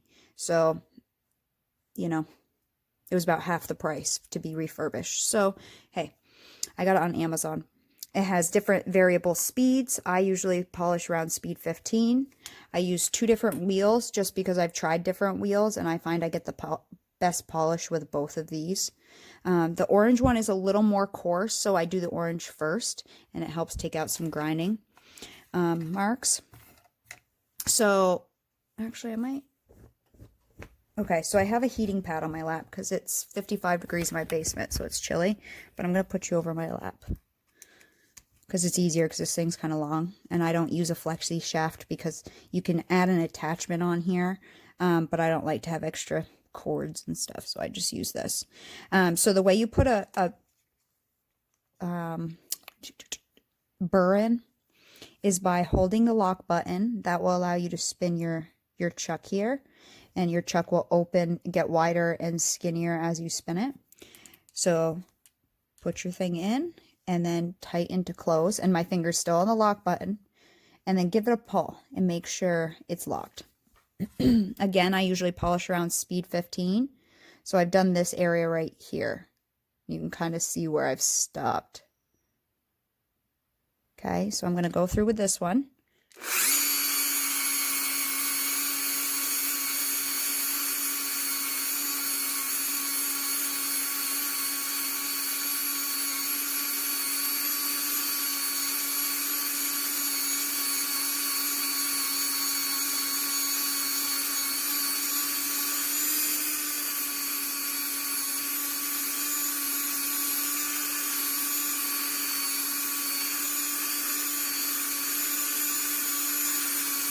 And usually when I'm not on camera, I take my time. I don't rush through it.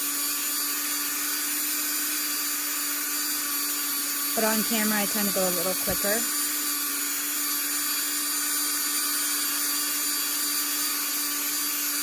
Now, if there is a really rough area, I can push in harder with this, and it will get out some of the grooves. So let's see. This can trim, so I do use this to trim the sides. You see how you're getting those marks?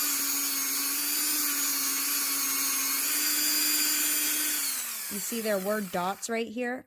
There were some right here, and now they're gone.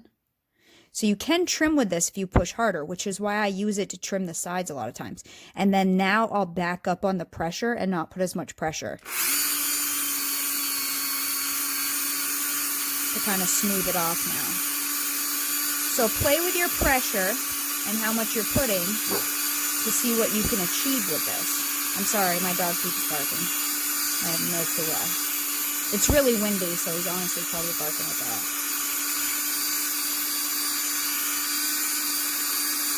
And now I'm barely putting any pressure, so I've just gradually released my pressure. And you see now it used to have gouge marks like this down here, and now they're gone. Okay? And then once I'm happy with my orange one, I'll switch over. So hand on the lock button, loosen it up. I'll switch over to my white one, tighten it up, give it a pull. Same thing. I usually start off with a little bit more pressure and then back off on my pressure. And you can even trim a little bit with your white one too. Now when you're first starting out though, try to go slower, have yours on slower speed so you get used to the feel of it.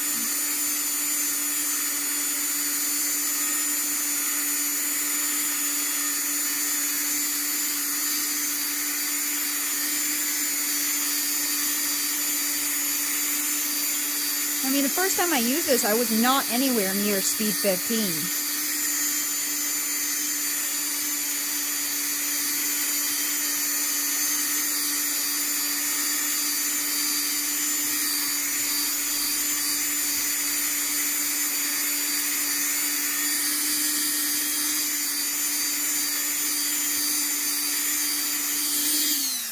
So it's kind of, I did push really hard with that orange wheel, so you can see some light grooves there, but nothing major. And again, the resin will fill in any light grooves, okay? So I just sand and buff every time because I find if it looks better under my resin with plain, it will look better once there's resin on top. But any little tiny grooves and stuff, especially since we drove cutters down, we'll fill in with resin for sure. The next thing I will do, I have to trim up the sides, which I'll use with my orange wheel. Just go off and make sure the sides are nice and flush and smooth. And then I'll bring this upstairs and with an old toothbrush, or actually it's a new toothbrush because I work in the dental field, but a spare toothbrush, I'll clean out any of these grooves to make sure there's no sanding dust in there. And then I'm gonna, hang on. Okay, and then I'm gonna resin it, which I may show you how I resin these. But in a fast-forwarded version because I haven't done that in a while. And then I'll drill a hole, and I'm not going to resin all of them. I'm just going to maybe pick, like, I really like this one, this side of this one for some reason. I like the dots and stuff, so I like these couple dots. So I might wear this one. I feel like I want to line one, but I don't know what side.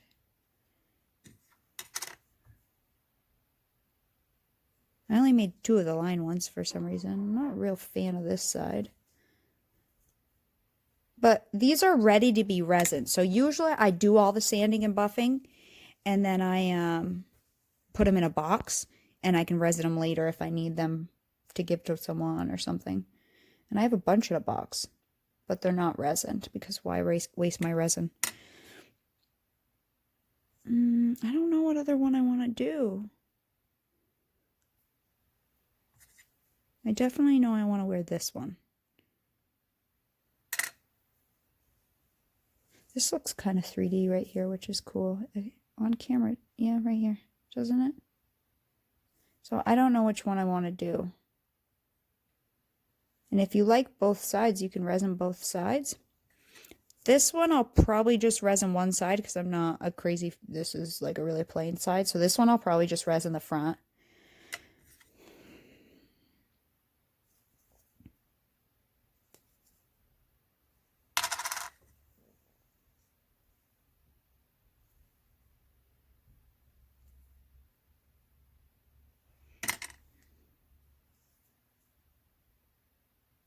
I don't know, guys. I don't know what other ones they like, or if it's even worth me doing a separate one for just for myself. And someone asked me the other day, you don't sign your pieces. Some I sign, but a lot of them I don't because I'm just making them for me, family. If I make them intentionally for someone, like if someone goes, hey, can you make me this? Then I usually will sign it. But I don't tend to.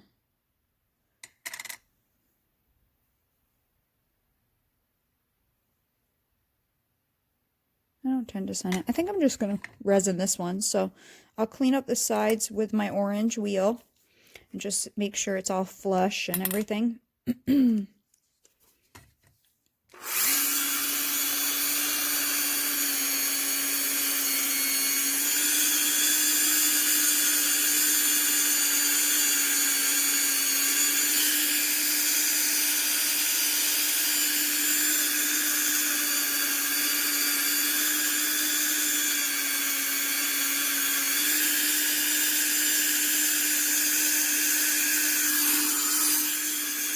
It's hard to do this on camera. It really is.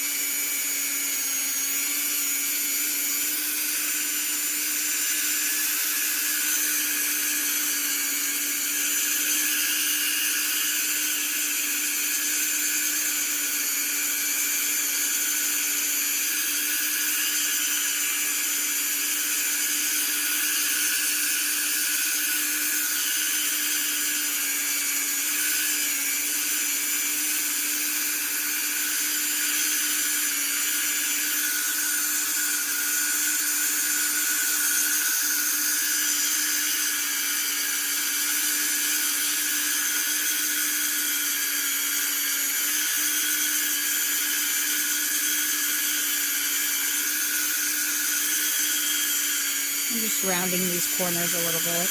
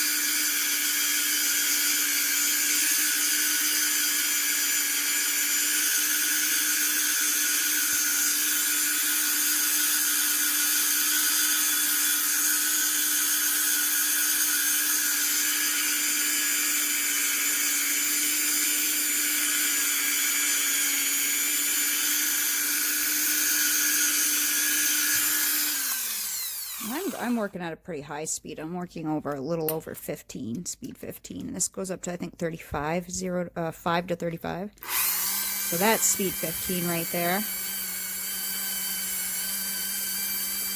I was being a little over rambunctious. Generally, I'm about speed 15, except for when I get impatient.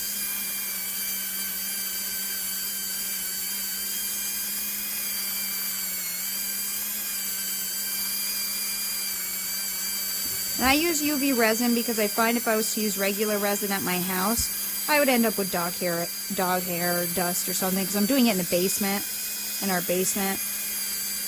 I have two big 70-pound pit bulls. There's dust down here, all kinds of stuff. It's an unfinished basement. I mean, it's just like concrete walls and open rafters and stuff.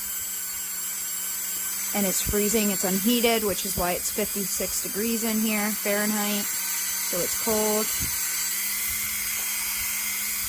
So I would end up with dust in UV resin, or in regular resin, which is why I use UV.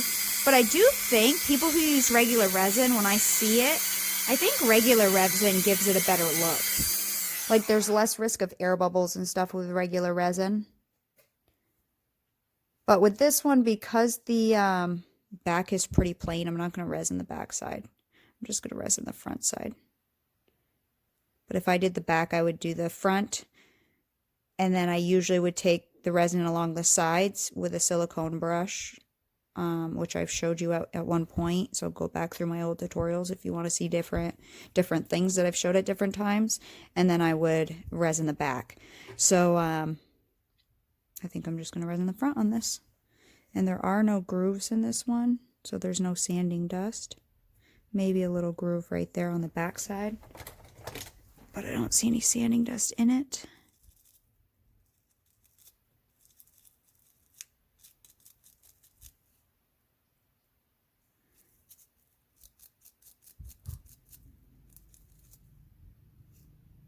But you may always want to just take it upstairs and run a... This is a denture brush, and they're not old. I haven't used them on anybody. I don't have dentures.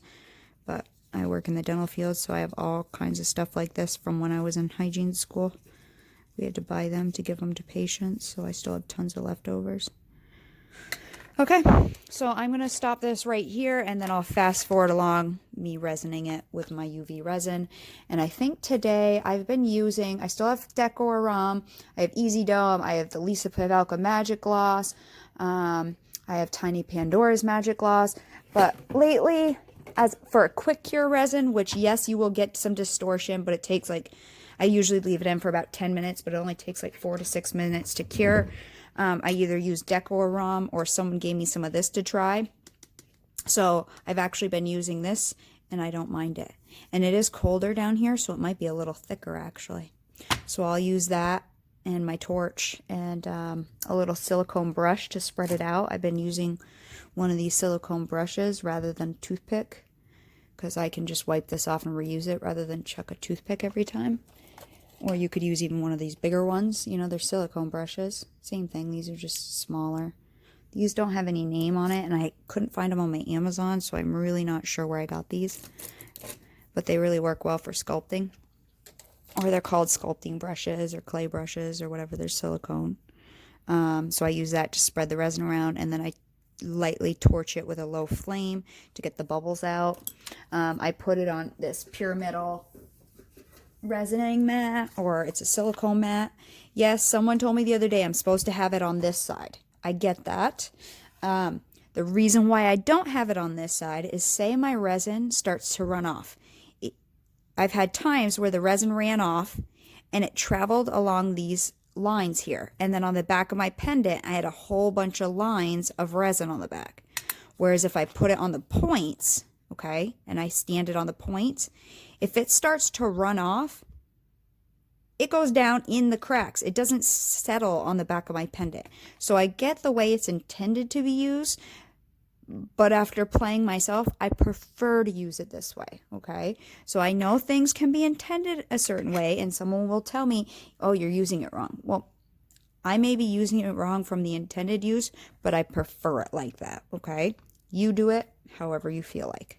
I just thought of that comment someone told me or wrote, and I was like, okay, great, but I don't like using it that way. And I've definitely tried using it that way, but if you have a big flat pendant like this and you get a drip, it's going to go along these lines, and then I'm going to have all these square parts of resin. Whereas if I put it like this and it drips off one of the ends, it usually just goes all the way. Let me see it. See, it goes way down into the groove and it doesn't settle on my pendant at all. You see here how it settled along the lines before, and that was all over my pendant. So do it how you want. That's how I'm doing it. Okay, I'll stop talking.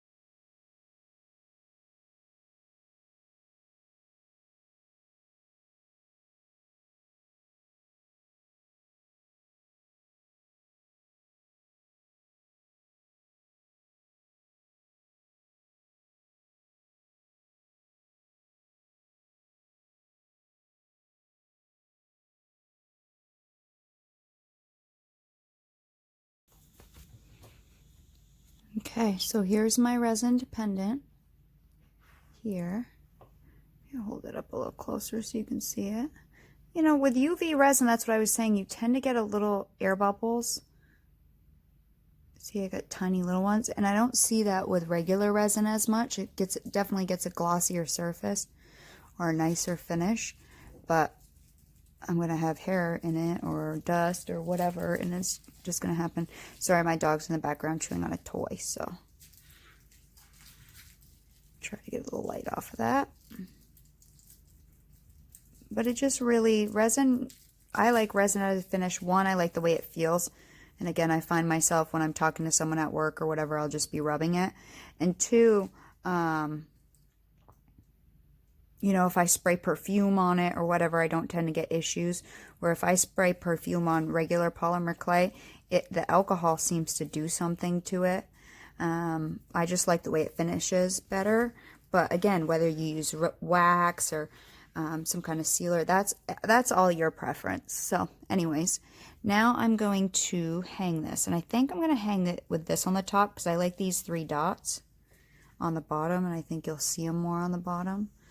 So I use this hand drill, again, showed you this millions of times, not millions, probably like 20. This is my pin drill. It's on my Amazon page if you're interested in this one. This one's pretty cheap. It has a spinny base right here, and that way you can put it in your palm and just twist your fingers and not have to twist your whole wrist. This one's pretty easy to change tips. You just tighten and close the chuck just by spinning it and opening it like that. Okay, I always usually start with my smallest bit. I get less risk of cracking when I do that. So my smallest bit goes in. Now we need to find the center, and usually I do this down on the tile, but it makes it harder for you guys to see. I do try to go as close to the edge as I possibly can, and run the risk of cracking my piece because I don't like a big jump ring. Plus I have a whole bunch more sitting there if I end up doing it. And only rarely has it cracked. If I'm using good quality clay like Primo or Kato or Cernit, and resined, it's pretty rare that I crack it. So I put a little nick in it so I can look at it and go, okay, that looks pretty good. Usually I lay it down on the table, and I'm going to do it just for a second. I know you can't see, but I'm going to do it just for a second just to get it started, and then I'll pick it up. Okay, so usually it's down on the table when I do this. And you're just going to gently twist in. Let it do the work. Don't push too hard because you might potentially crack it if you're forcing it. Just let the bit do the work. It goes through really, really easy. See, you go through the other side. And then I spin it around and go through the other way just to clean the hole out both ways. There's one. And then I just quickly go up the sizes. So if I'm doing multiple pendants, I would have done a few with the small one. I would have done them all with the small one. And then I would have switched and done them all with this one. And once you get one hole, it's pretty quick doing the other holes.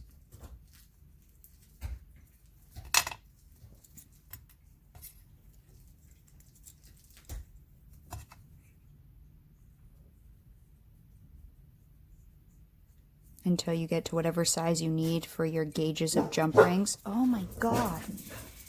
These dogs, it's super windy tonight, so they keep hearing stuff. So the gauge of your jump ring is going to depend, so how big the wire is, how fat it is for your jump ring is going to depend how big of a hole you need. And then the diameter of the jump ring, like 6 millimeter, 7 millimeter, is mainly, for me, determined by how thick of a pendant I have.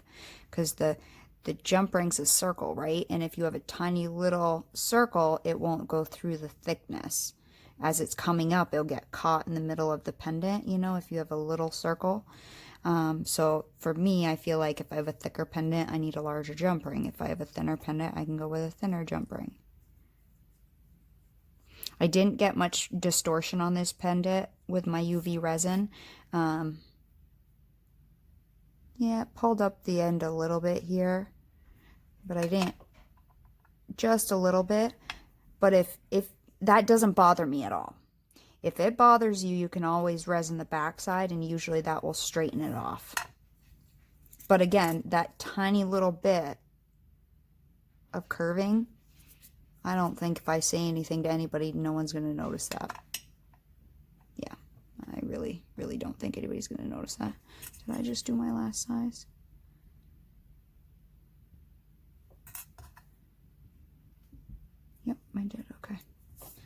So that should be wide enough for my jump rings. And I don't think a 6mm will fit through. I think as I go through with a 6mm, it's going to catch the pendant. So I think I'm going to have to do, I have 6mm. I have 10mm. These are 7mm, so that may fit. And then I think I have 8mm too. And I think I'm going to do silver on this one. I mean, I do have black ones or gunmetal, which aren't like matte black, but I think I want the pop silver. Sorry, I'm reaching over the camera. Now, I do tend to wear a lot of silver, which is why my ring is white gold. I do tend to wear more silver, so I tend to go silver, but that's just a personal thing. But I might just do one of these little ones, because I have a bunch of these little ones. I might just do one of these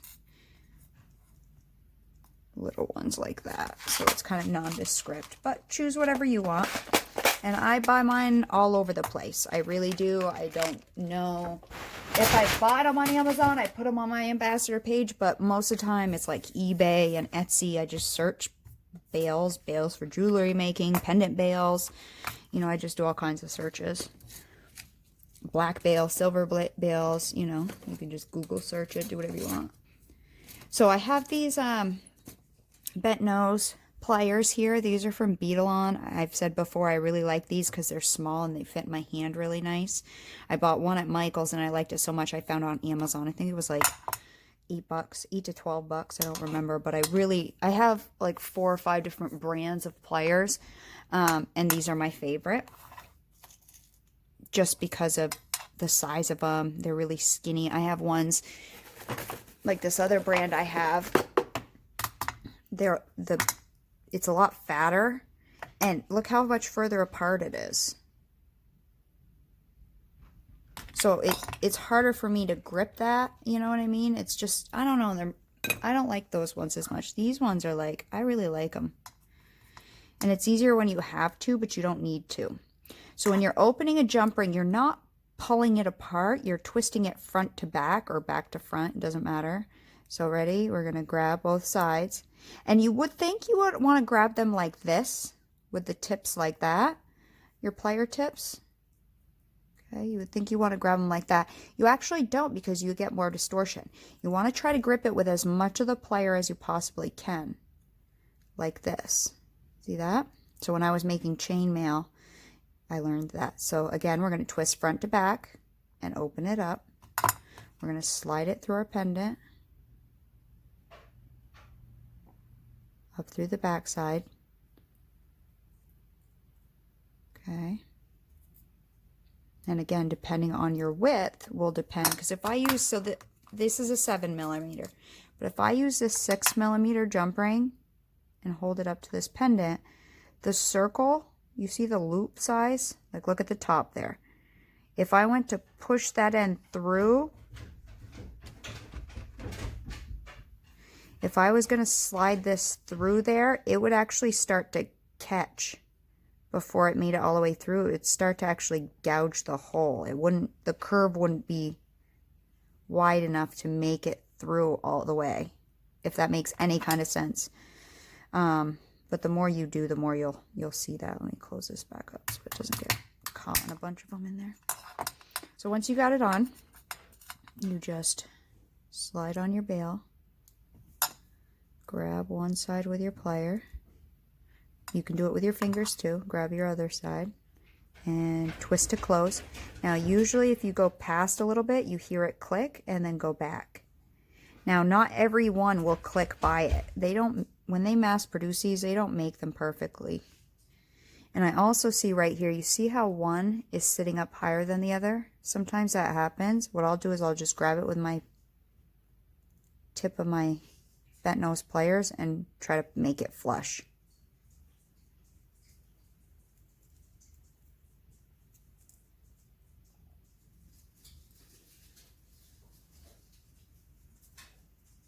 From all directions.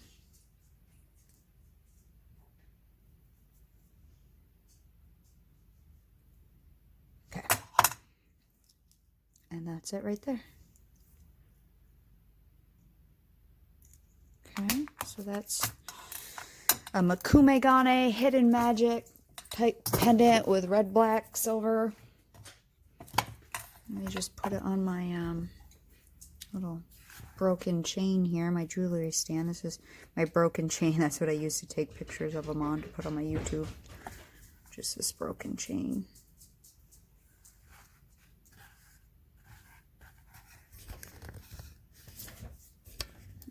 And even though it's got some fingerprints on it,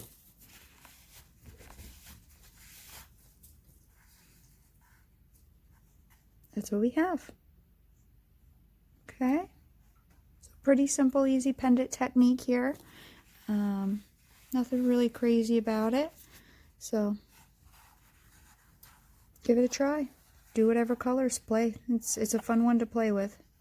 And then there's the back side.